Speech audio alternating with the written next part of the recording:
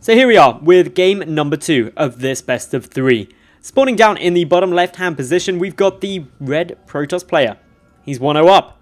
It's first. And his opponent up to the top right hand position. He is the pink Protoss, Cooltea. Game 1 we saw actually quite a late game PvP. Both players went to try and go for some Blinkstalker play. Neither player was able to decisively win or do massive damage with it. And then first just slowly clawed little leads ahead. His Tempest composition just directly countered the Colossus composition that Cooltea went for. And so first was able to take some very favourable engagements and win the game. Now, we've got a little while to wait. So I'm going to use this time to remind everyone of the Foreign Hope tournament. It is a, at minimum, $2,000 tournament. Only open to non-Koreans. 4 invites, 2 from an open qualifier. And you can help get involved in running an Indiegogo campaign to boost that prize pool even further. All the details can be found on TL, on my Twitter and stuff like that. So you should go check that out if you're able to. I've even put a YouTube video up on why you should support the Foreign Hope. So if you switch on to my channel on YouTube, you can find that. I'm just going to be plugging that actually quite a lot because I've put a lot of effort and time into organizing it all. And I think it's going to be sweet. So ideally, I'd like to make it even more awesome with you guys helping. So if you can, that would be absolutely fantastic. Anyway, we've got double assimilators coming down on both sides in this game. That probably signals quite a tech-heavy opening. Remember, Cooltea, he went for the double gateway in game number 1. Now, that is a relatively safe way to open. On Foxtrot Labs, it's a bigger map, so I wouldn't be surprised to see some proxies. Certainly something that could be coming down. There's so many places you can proxy on this map. It's just crazy. You can proxy up here. You can proxy here. Stargates I'm talking about. You could proxy here. You could come and proxy up here. Here's probably the closest place you could proxy. So yeah, lots of proxy locations available for Stargates. Could be seeing that. Stargates as a whole would be quite good. Generally on big maps. If you want to go for an Oracle or maybe some Phoenix early on. They're just so mobile. You can get them across easy. Otherwise, you may just see relatively passive approaches, safe openings into quick expansions. Again, because it's a big map, just safer to throw that down there. We'll wait and see. But for the moment, can't tell because the cyber cores aren't finished. Once they're done, we may get a bigger tell. Obviously, there are 6 probes and gas for each player, so we should be seeing some tech relatively quickly. First doing his utmost just to try and scout everything. So is Cooltea, but neither player giving away their hand yet. Both just chucking down some stalkers, wanting to deny the scout before they do anything. So yeah, still just trying to keep a good close look of everything going on at the moment. A couple of shots on their way down, but no, nothing too crazy. Should be seeing some tech shortly. Any moment now from Cooltea. First, he's already chucked down that Stargate. Cooltea going for the Twilight Council. Okay, so is this important? Potentially. If that Twilight Council is for Dark Templar, and we see first go Phoenix, it's good news for Cooltea. However, it could just be for Blinkstalkers, in which case it still wouldn't be too bad for Cooltea. It depends how much damage can be done. Still only the 1 gate from Cooltea, so he is playing this a bit more tech-heavy than he did game number 1, where he got those 2 gateways. Again, though, just minor differences. It's nothing particularly massive from both sides. It's just a normal PvP opening from both sides. Blink is going to be coming down. Okay, so obviously Blink takes 170 seconds in-game. An Oracle a lot less than that. So the Oracle will be across before Blink is done. It now comes down to how many Stalkers are produced before that. With the second gate being added in, and then a third, there should be a fair few out on the field. It just depends what first has planned with this Oracle. It's chrono boosting it, so that's going to be out really quick. Meanwhile, no chrono boosts have yet been spent on Blink Tech, if I'm not mistaken. So that's not getting boosted ahead too quickly. Quick little run across now, or fly across from this Oracle. Only the 1 for the moment. Cooltea adding in his robotic facility, playing this nice and safe, whereas first is going to be getting the advantage on the natural base, and that's going to end up being probably a good 20-ish seconds advantage, maybe even more than that. Could end up being about 30-ish, so that'll be nice. Stalker count currently on the field for Cooltea is 4. 2 are wandering across the map, another one is wandering across the map, and that leaves this poor defenseless mineral line open for attack. Until, of course, you Photon Overcharge and then the Oracle's scared away anyway. So, this is why Photon Overcharge is loved by Protoss. Because situations like that where you have nothing left to defend, if you couldn't just boom this into a massive cannon, all of these probes would be dead right now. So, first he's adding in that robotics facility, knows this is going to be a Blinkstalker play, and he knows that he's going to need to get out some Immortals to try and defend it. Especially since he's ahead in that Nexus, and he's ahead in the Nexus by about 40 seconds. That is a very significant advantage when it starts coming to overall upgrade leads, expansion leads, that sort of stuff. 40 seconds is huge. Unfortunately for first, his pylon has been discovered. That means it's going to die. Is that actually? No, it's not going to be first blood.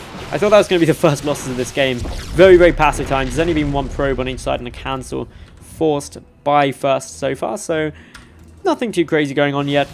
Neither really throwing themselves too dramatically at anything. Pylon for Cooltea is about to finish up. His first few warpins should be coming in shortly. Otherwise, one Immortal now on the field. With Photon Overcharge, should be able to defend that. Especially since a lot of these Stalkers are taking quite a beating already. Second Immortal, getting Chrono Boosted out first. Hasn't been able to do as much damage as you would like, but he is now moving in with an Oracle, trying to find somewhere to go. Sees there's a lot of Stalkers there, blows the Revelation, wants to be able to see what's about and what it's doing. Of course, by having to keep these Stalkers back at home to defend, that means that any blink pressure, it couldn't really happen because there just wasn't enough units to really commit to it. And now there's 2 Immortals out anyway, it's going to be tough. Second Oracle coming through. The first one actually finally getting a couple of kills now. Patience really is a virtue.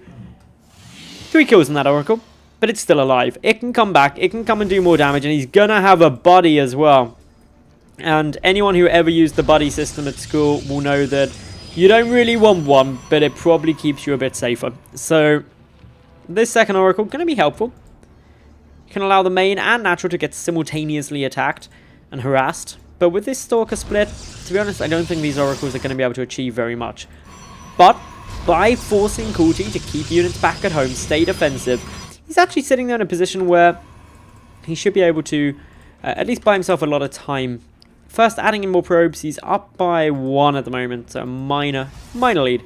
But more importantly, he's moving across the map with some Immortals. Quite a few Stalkers. They don't have Blink though, so they aren't as powerful, but the Immortals will make up for that. Oracle comes in and says nope. Other Oracle came in and said nope. Don't want to go for that. If he engages at the front here, it would actually be quite interesting. Cooltea, did he just pick off an Oracle? Yeah, he did. Okay, that was nice. Sorry I missed that. These rocks getting taken down. It can be seen that they're losing health rather rapidly though. These 3 Stalkers are not in the fight. The Stalker count is in favor of first by 3. Sorry, by 2. But he's also got those Immortals. Force fields could be very, very strong here. Basically, the plan from first at the moment is wait this out. Oh, a couple of force fields coming down on both sides. Oh, the sentries for first do get caught. That's why we saw those force fields go down, because otherwise they were just going to die anyway. So might as well try and spend their energy. The Oracle looking to try and find a way, and going for the natural. That's really smart. Sees that there's a couple of Stalkers up in the main base. This could force some units back. Already first racking up a few more bits of damage. 6 worker kills. The Oracle stays alive. Very, very important there. First now ahead by 5 probes. He's adding in a few more gateways. Does he have a proxy pylon? He does. Meanwhile, Cooltea just trying to get a couple of Immortals out. He's already got 2. Going to be going up to 3. That means he'll get the Immortal lead. This game first is the one going up into Colossus tech. So, again, we're getting ourselves into a bit of a longer PvP game than we have seen previously. Oh no, the Oracle. The Oracle. Poor Oracle. At least it made a nice firework.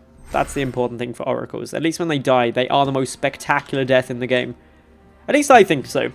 Correct me if I'm wrong. Does anyone in Twitch chat think that there is a better unit death animation than the Oracle? I guess you could argue the Ghost just purely for its voice acting. Could be better. 9 times out of 10 being there with the whole and just slowly dying. And then the occasional Ghost just being ridiculously hard. Being like, never say die. That's the awesome Ghost. That Ghost is a hero. I kind of wish that happened if there was like, if a Ghost had say like more than 5 kills, it did the cool hard man voiceover when it died. If it was less than that, it did the kind of wimpy one. That'd make me happy. Sorry, I had to go for a nice sip of tea there. Anyway, Colossus coming out for first. It's not there yet. He's down by 1 Immortal. So that means he's going to be buying his time. He's going to be wanting to hold out. He's going to see a lot of Stalkers coming through here with this probe and be like, ah, you appear to be about to siege up my natural base. But I have a Colossus. Can a Colossus fish on that ledge to get high ground? I do not know is the answer. I don't think it can. I think Colossi are too big for that. Maybe if they like tuck their legs up a little bit. Who knows? Anyway, the Colossus. The Colossus is reigning supreme at the moment, coming in, bursting those force fields nice and quickly. Good damage coming down. The Time Warp being utilized. A couple of those Immortals taking a nice bit of damage. The Colossus really for first is doing such a good job here. Matter equal force. Overall, the resources lost slightly more for first, but first has now got momentum. He didn't manage to pick off any of those Immortals, which is a tad shame. But a couple of Immortals, sorry, a couple of Archons should be coming into the mix. There we go. But is this push going to hit before then? Looks like yes is the answer. First waiting for it. He's seen that the Photon Overcharge has now been triggered. Loses the Observer. That's a little bit unfortunate. Still with just the one Colossus. Cooltea trying to add in some more Immortals frantically. Third base for Cooltea is half done. I don't know if First knows about this, but he's about to discover it wandering down there. That's going to be cancelled. Nothing can really be done. Moving down that ramp would be suicide with the amount of concave you could gather as First down here. Little bit of damage being done. Still more than nothing, which is always important. The Colossus count now up to 2.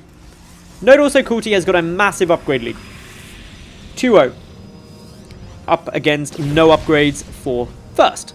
That into itself is a big disadvantage for First, but he does also have Colossi, and they're a big advantage for anyone. Anyway, engagement coming down now. Guardian Shields on both sides. Those Colossi shelling out the damage with their lasers.